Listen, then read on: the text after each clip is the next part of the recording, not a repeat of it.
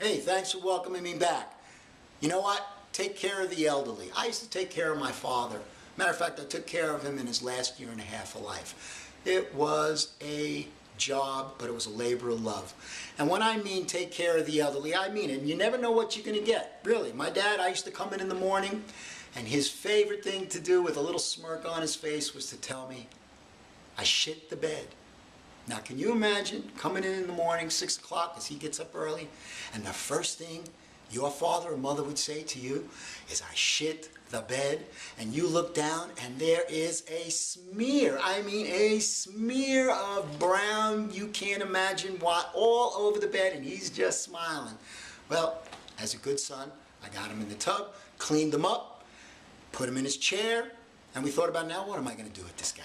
I mean, after all, we didn't really spend much time together when we were growing up. I mean, I was a black sheep and he didn't really want to know too much about me. Some of his favorite things were when, what was that? That was the ghost of my dad.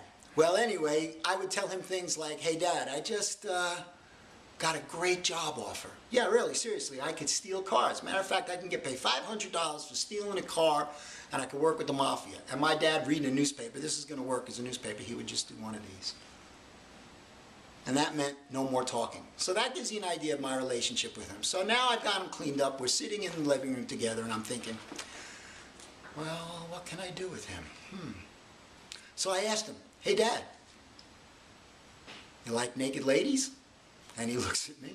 He says, what's wrong with naked ladies? I said, great, let's go. I'll take you to see some naked ladies. So we would go down to the clubs. And to be quite honest, in Portland, there are a lot of clubs to choose from. My dad was a hit. I mean, I'd wheel him in his wheelchair, and these gals would come over and they would put their breasts in his face, and he would be allowed to fondle, touch, and I'm standing there like a piece of wood, literally. And I go, hey, what am I, wood? Can't I get a little love and affection? After all, I am taking care of the elderly. So don't forget, when you get a chance, make sure you take care of the elderly too. And thanks again, and we'll see you soon.